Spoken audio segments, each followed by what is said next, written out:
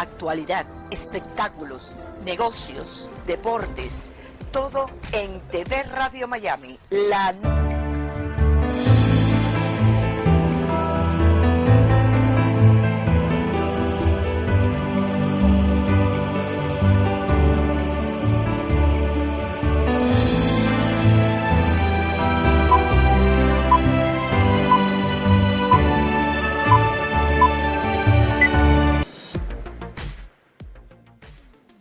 Actualidad, espectáculos, negocios, deportes, todo en TV Radio Miami, la nueva televisión. Hola, ¿cómo le va? Seguimos aquí en Portal Miami, con un programa que pretende traerle a usted personajes, figuras y todos los temas que de repente son de interés general. Particularmente destacar el hacer de cada uno de nuestros amigos, de nuestros conocidos, de nuestras personas admiradas, personas que colaboran con la sociedad, colaboran con la comunidad toda y fundamentalmente aportan muchas cosas importantes, ¿no?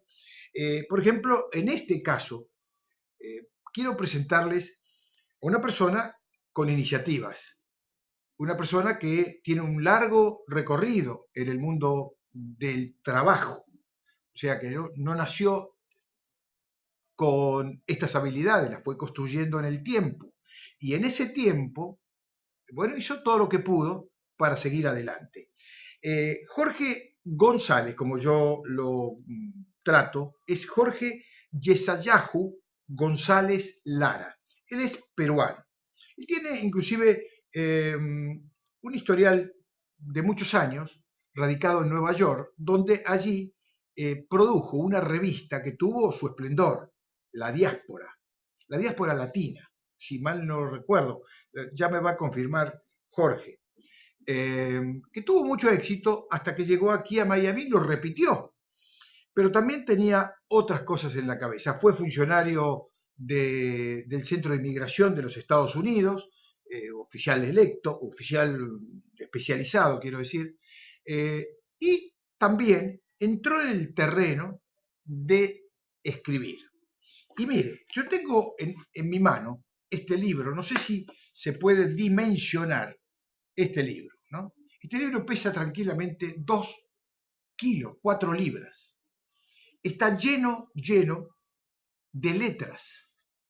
Sabe que los libros a veces, regularmente, ocupan espacio con fotografías ampulosas, muy interesantes también, por supuesto, pero bueno, allana el trabajo del relato, del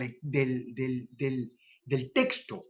Aquí, este libro, que tiene aproximadamente, o para ser más exacto, tiene 400 páginas, es un compendio que él denominó La diáspora e interculturalidad. Pasa por distintos temas y también enumera a personajes de nuestro cotidiano día, día tras día, personajes que han aportado mucho a la comunidad. Así que Jorge nos va a contar cómo surge este ensayo y voces de la multiculturalidad en los Estados Unidos. Jorge, bienvenido, ¿cómo te va? Gracias. Gracias por invitarme a este programa. Me has invitado varias veces y no he podido venir por muchas cosas. Uno, porque estoy haciendo mi maestría en la Universidad St. National University. Ajá. Entonces estoy por terminar y tengo a veces mucho. ¿Maestría de qué? Mi maestría es en marketing. Ajá. ¿No? Inicialmente tengo una maestría en sociología, o me gradué como sociólogo en la Universidad de Hunter College en Nueva York. Y después pasé a trabajar a varias agencias que tenían que ver con el servicio, con los servicios de inmigración. Trabajé para Carece en el Centro de Refugiados Centroamericano, y después trabajé para una organización que se llamaba Safe Rising, que era una organización que proveía servicios para las mujeres abusadas, víctimas de violencia doméstica. Yo estaba encargado de la sección de violencia doméstica contra las mujeres y los hombres, porque era una violencia contra género. Y después pasé a trabajar con el gobierno federal como oficial de servicio de migración, y trabajé en las oficinas de Nueva York por 18 años, y después decidí continuar mis estudios y me mudé a Miami. Tengo 4 años viviendo en Miami por razones familiares. Mi mamá tiene ya 97 años y decidimos reunir a mi mamá con su hermana, que son mellizas, y Dos ejemplos de mujeres, dos ejemplos maravillosos de mujeres. Quiero resaltar esto, perdona que te interrumpí, 97 años, tienen una vitalidad, tienen una dinámica, tienen unas ganas de seguir viviendo y demostrándonos cómo se vive una vida y todavía desean seguir viviendo con entusiasmo y lo transmiten de una manera increíble. Te felicito porque tanto tu tía, ¿no? mi Como tu tía. mamá son dos ejemplos de vida. Sí, son dos ejemplos de vida, a pesar de que están sufriendo de demencia senil Pero y de Alzheimer, lógicamente, y eso también debido a su edad, ¿no? Ellas también fueron una motivación, especialmente mi tía, porque he vivido muchos años con mi tía en Nueva York, y las experiencias que hemos pasado como inmigrantes cuando llegamos a los Estados Unidos, de origen peruano. de origen peruano, y decidí dedicarme a escribir ensayos sobre las experiencias migratorias. Muchos de estos ensayos están dirigidos a la academia, bastante nivel de abstracción. Cuando hablo de la interculturalidad, es un concepto abstracto, pero es un concepto también práctico, ¿no? Es la conjunción entre nacionalidades diferentes, pero que ninguna se sobrepone sobre la otra y que debería resolverse en un tema de cordialidad y de mutuo acuerdo, ¿no? Me refiero a de que una de las experiencias que tenemos como inmigrantes es que muchas personas se casan entre personas de otras nacionalidades, como caso tuyo. Tú eres argentino y tu esposa es cubana, ¿no? Pero tu esposa vivió muchos años en España. Entonces, esa interrelación intercultural llegó a ser resultado, o sea, dio como resultado un matrimonio. Pero hay dos culturas, ¿no? Que siempre están presentes en todo momento, ¿no? O sea, la cultura argentina, que es muy fuerte, ¿no? Y la cultura cubana, que también tiene sus características muy peculiares, Particularidades, ¿no? sí. Su particularidad, especialmente en la comida, ¿no? La comida argentina es una comida más basada en la carne, ¿no? La parrilla, ¿no? Y la comida cubana tiene otra característica muy Mm. parecida también, pero con sus Nosotros comemos peculiaridades. vaca, ellos comen cerdo. Cerdo, ¿no? Mientras que uno come la vaca frita, ¿no? Los argentinos comen el churrasco, ¿no? Y eso fue una de las motivaciones.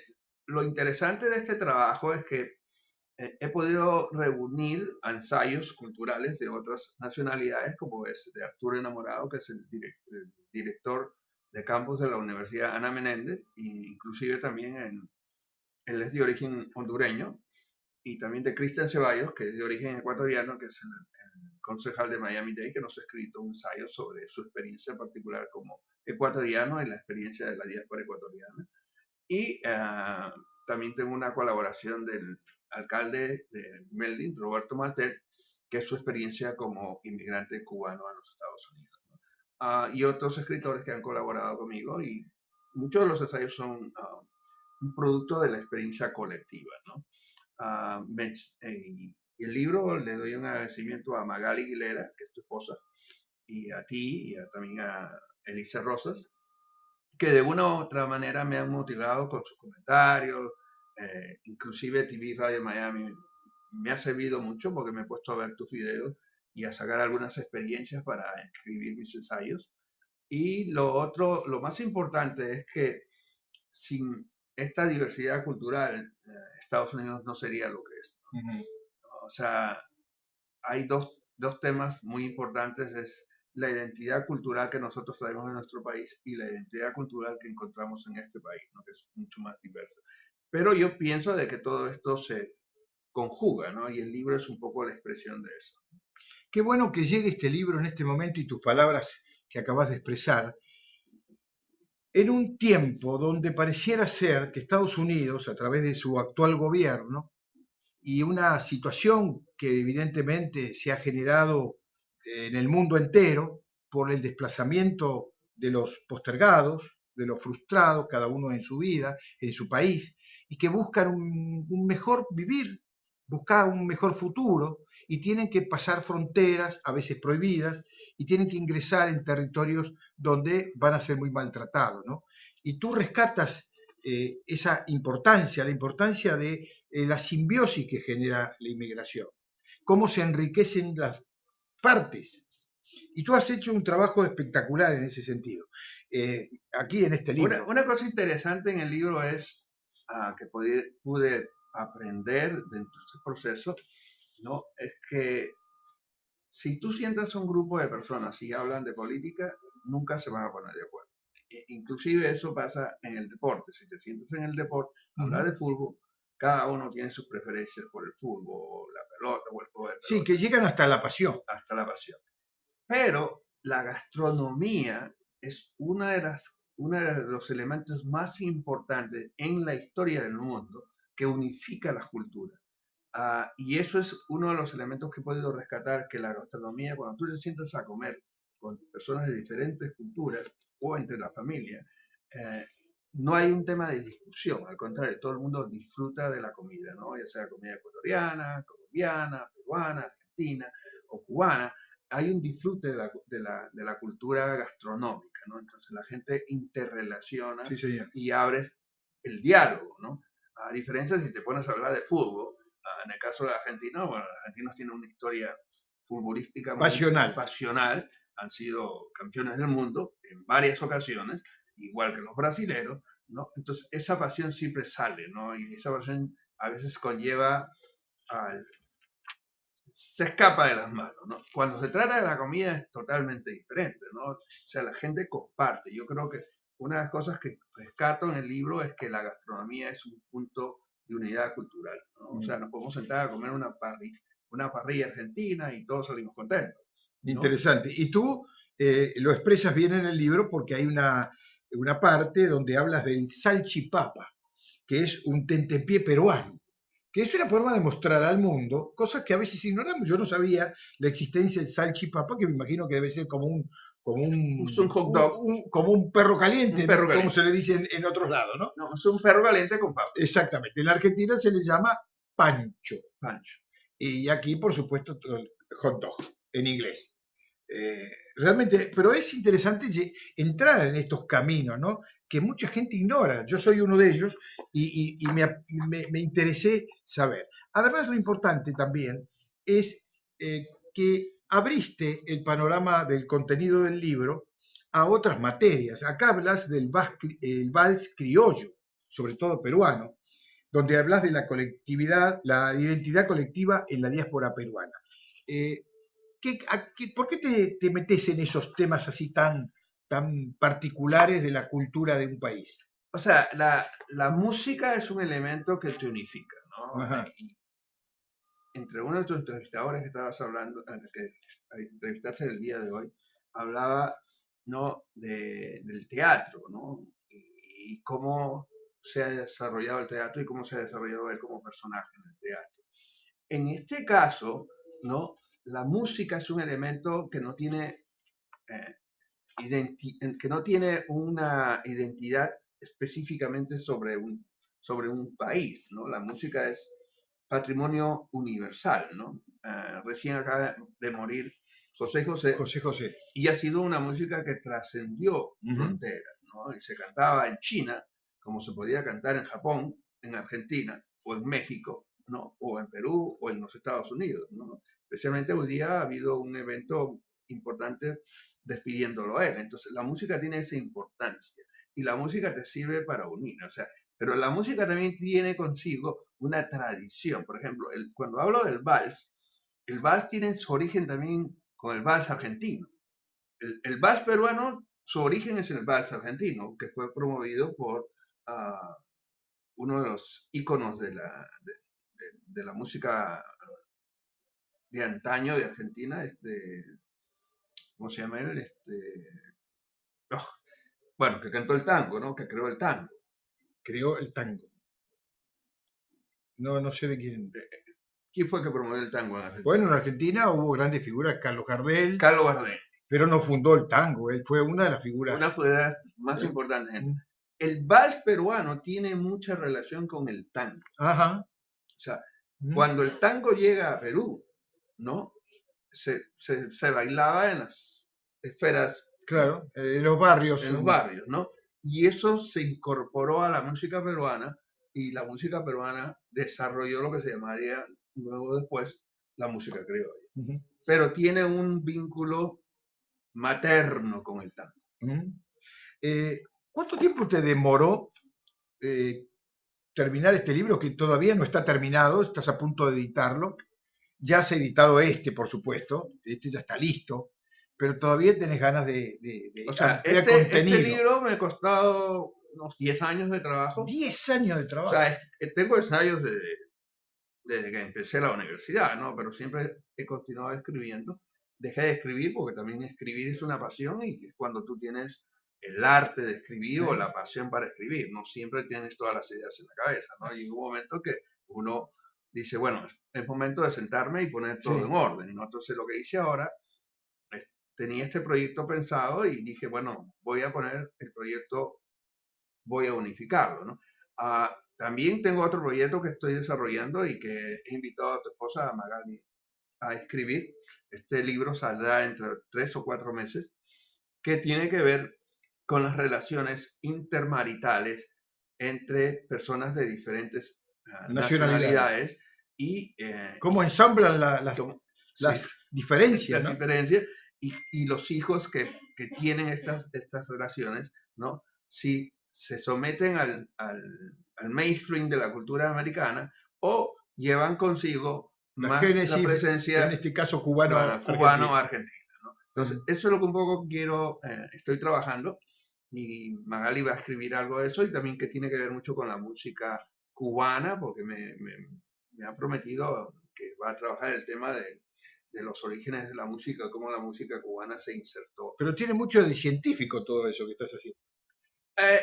Es parte de la realidad que la llevamos a un plano de abstracción, o sea, ¿Sí? la interpretación de estos temas, por ejemplo, de Sí. interculturalidad, diáspora, ¿no? Lo que tienes que llevarlo es a un plano de la abstracción para poder elaborar el concepto. Entonces, en muchos de estos ensayos he Ujú, elaborado algunos conceptos como la definición que es una diáspora en el siglo XXI, que es ujú. totalmente diferente a una diáspora de la época de los judíos o la diáspora africana. Esta diáspora se desarrolla en migraciones multiculturales, ¿no? Y son migraciones internacionales que tienen que ver con la globalización. Mira, justamente estaba leyendo un párrafo que circunstancialmente cayó en mi mano cuando abrí en una página suelta del libro. Dice, la idea de la diáspora es construida y consolidada en procesos transnacionales y a través de diversos factores de la globalización. O sea que es exactamente lo que estabas Sí. terminando de decir, ¿no? Claro, la globalización es un fenómeno que no es algo que te puedas parar y decir, bueno, no vamos a hacer más globalización, ¿no? Y una de las cosas interesantes es Ujú, la tecnología, cómo la tecnología se incorporó a este proceso ujú. y el día de hoy nos podemos comunicar en cuestiones de segundos. Si estoy aquí, me puedo comunicar con alguien en la China o en el Japón, Argentina, en Perú. O sea, eso 30 o 40 años atrás era impensable, ¿no? Uh-huh. ¿No? Y eso no fue que alguien se sentó y se puso a pensar y dijo, bueno, de mañana empezamos con la globalización. Es un fenómeno que ha ocurrido y que tiene que ver con el desarrollo de la tecnología. Uh-huh. Eh, tenés proyectos, tenés ganas de seguir adelante con esto. Sabemos que no es fácil hoy publicar un libro. Gracias a las nuevas tecnologías uno puede manejar un poco lo que antes de alguna manera determinaba una especie de esclavismo con respecto a las editoriales. Creo que esto cambió. Eso ha cambiado, por Hoy sos ejemplo, dueño de cuántos libros podés editar y disponer. claro, anteriormente mis otras publicaciones fueron escritas por a través de una editora, Una entonces editora tú tenías y una imprenta. una imprenta, entonces te sometías a las reglas de la imprenta y de la editora. Usualmente lo mínimo que tenías que producir son 1000 Uh-huh. libros para imprentas, Uh-huh. ¿no? De ahí para arriba no había ningún problema. Entonces, pero te limitabas a las pautas del editor o de la editora y de la imprenta, ¿no? Eso no ocurre el día de hoy, ¿no? Tú puedes producir y crear un libro a través de Amazon, ¿no? Que tiene otras agencias que son los que te organizan el libro ¿no? Y los costos son mucho más baratos y te permite trabajar desde tu punto de vista. O sea, no tienes quien te ponga la palabra. Lo que sí tienes que tener es un corrector, un editor, porque eso no lo hace la máquina, eso lo tienes que Eso es hacer para lograr la calidad, la perfección del producto. del producto. Pero eso nace de uno. Claro, Pero antes pasaba por el filtro de un editor que decía si tu libro era bueno o era malo. Esto no, esto te permite a ti llegar al público tal cual sos y el público es el que evalúa, ¿no claro, es cierto? el público es el que te va a decir si tu trabajo es Exactamente, bueno o tu exactamente. trabajo no es bueno, ¿no? O sea, ahora el libro está disponible en Amazon.com.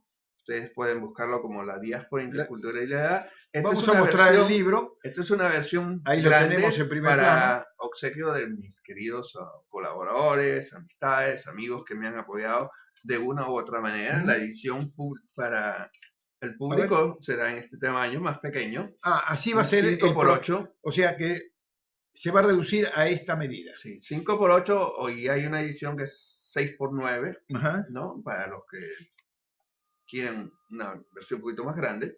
La versión de 5 por 8 y 6 por 9 es de aproximadamente 694 páginas. Y esto es absolutamente portable. Usted cuando viaja en el subte, viaja en el tren, se toma un bus o un automóvil que lo lleva de un punto a otro, aquí tiene la posibilidad de disfrutar un material, un contenido realmente importante. Eso es lo que ofrece el libro y una gran oportunidad. La tecnología te ofrece que tú puedas producir un libro en diferentes tamaños, ¿no? Ujú. Y en este caso decidimos producir un libro grande, de 8 por 11, que es un libro que, vamos a usar, que lo estamos usando como un obsequio y para darle un reconocimiento a quienes colaboraron conmigo y a quienes me han apoyado de una u otra manera. Y la versión pequeña está disponible para el público, la pueden comprar también en una edición digital. El libro ha sido producido en Kindle. Es una edición digital que solamente te cuesta $2.99. Y si compras la edición impresa, la edición digital es gratuita y la puedes Muy obtener bien. también, ¿no? Jorge, desde aquello que hiciste en este país, en Estados Unidos, incorporándote a una organización como es el Servicio de Inmigración, ¿te trae recuerdos? Te- te forjó algún concepto para analizar lo que está sucediendo hoy día con el tema? Sí, mira, Ah, el tema de inmigración siempre ha sido un tema complejo y por otro lado a veces las noticias no son tan claras porque la ley de inmigración no ha sido modificada. Lo único que puede modificar la ley es el Congreso de los Estados Unidos y hasta el día de hoy No, no no ha ha sido. habido ninguna modificación de la ley. La ley sigue siendo como está. O sea que hoy la política está rigiendo en la interpretación de una ley a criterio de cada uno. Claro, a criterio de cada uno. La ley fue formulada en 1955, si no recuerdo, y lo que se ha habido hacía Méndez a la ley de inmigración a través de memorandos o a través de precedentes ah, jurisdiccionales, pero en sí el concepto de la ley sigue siendo igual, ¿no? Es el espíritu de la ley es Ujú, proteger a los inmigrantes que ujú. llegan a este país, ¿no? Con el tema de la asistencia pública, las personas no pueden recibir asistencia pública si no tienen un estatus legal. Si tú no eres residente legal por más de 5 años, no eres elegible a ningún tipo de beneficios públicos. Así tú vayas y apliques, automáticamente te lo van a negar, ¿no? Pero a veces se ha hecho como la percepción que cualquier residente legal, darse mare cuando o un día después que se haga residente legal puede obtener un tipo de beneficio como cupones de alimentos o Medicaid, es totalmente falso. Tú tienes que esperar el statutory period que establece la ley, que debe ser 5 años. Después de los 5 años tú eres elegible para obtener un beneficio, ¿no? Cuando hablo, tienes que ser elegible, no es que automáticamente en los 5 años te vamos a dar todos los beneficios. Eso no es cierto, ¿no? Y lo otro es qué es lo que se define por ser una carga pública. Carga pública, la ley define a cualquier individuo o ciudadano o residente de los Estados Unidos que haya recibido un beneficio en dinero en efectivo. Eso es carga pública, ¿no? El llegar a un hospital por las puertas de emergencia y que te den un Medicaid por razones de emergencia no se considera carta pública, eso es un criterio que tiene que ver con el sentido humanitario. No Exacto. puedes dejar de morir a una persona porque, bueno, Exactamente. Porque si- sos chino y no tenés documento. claro, porque sos chino y no tienes documento. Eso Sí. no ocurre, ¿no? Y nunca ha ocurrido en los Estados Unidos. Ujú. Entonces, a veces hay una mala interpretación y que le da un contenido político. Y no creo que la ley de inmigración debe ser interpretada desde el punto de vista de la política, debe ser interpretada desde el punto de vista de la ley, ¿no? El sentido del ser humano es proteger a otro ser humano, no es destruir al ser humano, ¿no? O sea, y eso tenemos que tenerlo en cuenta, ¿no? O sea, hay una mala interpretación de esto. Lo que sí, acaba de abrirse la lotería de visas De visa, sí. y es muy importante que las personas que sean elegibles puedan participar en la lotería de visas. Tiene algunas características diferentes, como se ha agregado que tienes que tener un pasaporte vigente, y ya sea si estás en este país o fuera del país, debes tener un pasaporte vigente, ¿no? Y eso creo que va a ser un obstáculo para muchas personas que nunca han obtenido un pasaporte en su país.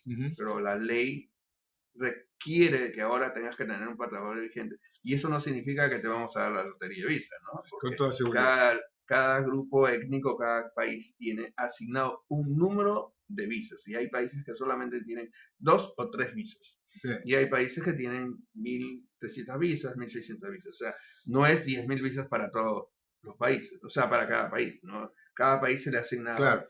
una porción. Interesante tu libro, te vuelvo a felicitar. También quiero mandarle un saludo cordial a algunos de tus colaboradores, sobre todo a Irina Herrera, que es tu esposa, que puso su cuota analizando o mostrándonos aspectos de la gastronomía. A Enrique Soria, que es un amigo que yo conozco a través tuyo, aunque no lo conozco Bueno, es personalmente. un periodista Es un de la periodista época tuya. de Nueva York, que también colaboró contigo en muchas cosas y tiene aquí una especie de análisis del propósito de tu libro, y muchas otras personas como el alcalde Roberto Martel, que lo veo por acá, lo veo también a Suárez, a Luis Suárez, un personaje muy interesante que maneja el tema del vínculo con los animales, exóticos sobre todo aquellos, ¿no? Bueno, y muchas otras personalidades, este chico, el concejal, Cristian Ceballos. Cristian Ceballos, que es un funcionario electo aquí en Miami, que es de origen ecuatoriano. Así que te felicito por esta suma de personajes y quedan muchos más por nombrar, pero no tenemos más tiempo. Pero Quiero agradecer a Magali Aguilera, ¿no? Y comprometerla en el próximo libro que estamos preparando, ¿no? Y quiero agradecer también al alcalde Roberto Martel, a Luis Suárez, que ha sido un puntal para mí y me ha apoyado mucho en esta producción del libro, a mi esposa Irina Herrera. Próximamente vamos a anunciar también el recetario de Irina, que se llama 21 recetas de la cocina saludable. Estamos trabajando en ese proyecto, ya tenemos la receta. Tenemos un borrador del recetario que muy pronto lo vamos a muy hacer bien. público. Que venga Irina y nos lo cuente aquí. No, ella pronto va a venir, ahorita está visitando Machu Picchu y creo que está participando en un evento de las Naciones Unidas en una parte del Perú. Ajá, muy bueno. Que tiene que ver con la gastronomía también. Bueno, ¿qué puedo decirte, Jorge? Tenemos unos cuantos años de amistad, te conozco, sé de tu pasión, que una de esas es escribir toda esta experiencia que llevas aquí. Sé que sos una persona que colabora continuamente con aquellos que te conocemos, así que te agradezco mucho que hayas estado aquí. Te traje una copia para ti, especial. Esta, ¿verdad? No, la grandota. Esta, la grandota. Esta me la llevo a mi biblioteca. Esta te la devuelvo a ti. Porque tiene las letras más grandes, entonces es más fácil la lectura. Sí, señor. ¿no? Sí, señor. Y te agradezco el capítulo especial, que me has dedicado. No, y bueno, lo menciono a Agustín porque ha sido uno de los colaboradores. Quizás él no lo pensaba, pero cuando yo veía la radio o veía los comentarios en las redes sociales, eso me permitía visualizar, ¿no? Cómo es que los inmigrantes se mueven en esta nación, ¿no? Y cuáles son sus aportes. Bueno, ojalá haya aportado un granito de arena. No, ha aportado. Jorge, muchas gracias por estar, ¿eh? No, gracias. Un gran abrazo. Hacemos la pausa y realmente hoy hemos tenido visitas de lujo que nos han permitido pensar, saber un poco más de la vida de la gente que lucha cada día, no solo por mejorar su realidad, sino para que cada uno de nosotros tengamos esa cuota que recibimos de ellos. Muchísimas gracias. Volvemos en un rato.